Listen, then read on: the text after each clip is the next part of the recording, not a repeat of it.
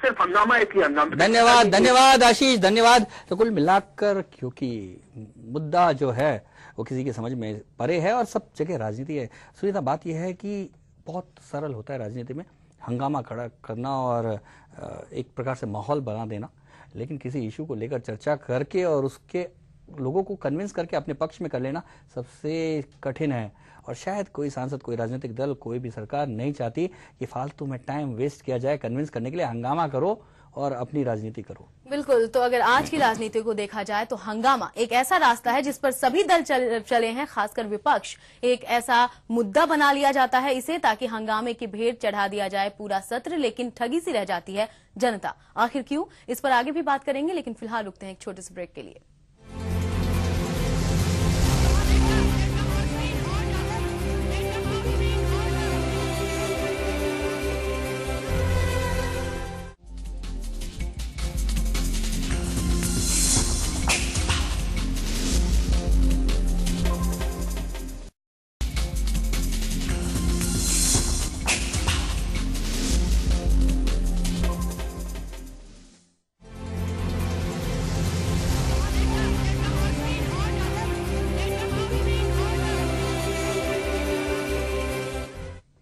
Break के बाद एक बार फिर स्वागत है आपका बड़ी खबर में, जिसमें आज हम चर्चा कर रहे हैं एक पहले दिन ही हल्ला बोल पर। और संसद के शीतकालीन की चर्चा हो रही है यहां पर, जहां पहला दिन पूरी तरह से हंगामे में बर्बाद हो गया।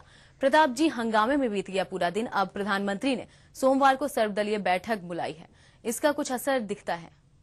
हाँ बिल्कुल सुनीता, बात यह है कि मुझे लगता है कि अब जो प्रधानमंत्री ने जो भोज की राजनीति शुरू की है उसका यदि कुछ असर पड़े और भोजन के करने के बाद भाजपा नेताओं को समझ में आने लगे कि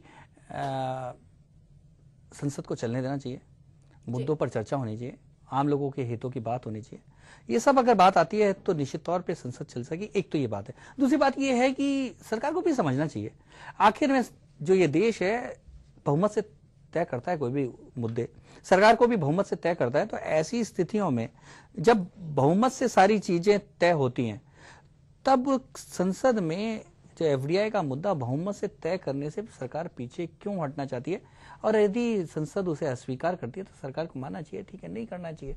आखिर में ये क्या जिद कि नहीं हम हमारी करेंगे और बहुमत भी नहीं सिद्ध करेंगे, ये इस चीज से उनको अपने इस मानसिकता को बदलना चाहिए। बिल्कुल। लेकिन प्रताप जी, यहाँ देखने वाली बात यह है कि आज जब सत्र शुरू होने वाला था उसके पहले स्पीकर जो है लोकसभा की मीरा कुमार, उन्होंने भी सर्वदलीय बैठक बुलाई, जिसका कोई असर नहीं दिखा।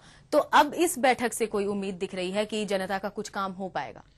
सुनीता, संसद के बारे में तो एक आ जाए वो ऐसा कुटुंब हो गया है जहां बड़े बुजुर्गों की कोई चिंता नहीं करता। बड़े बुजुर्ग जब बुलाते हैं तो लोग उनको दुत्कार देते हैं, और बड़े बुजुर्ग जब कुछ गिफ्ट देते हैं तो बड़े शौक से स्वीकार कर लेते हैं, यानी भोज वोज कर लेते हैं, लेकिन उनकी सुनता कोई नहीं है।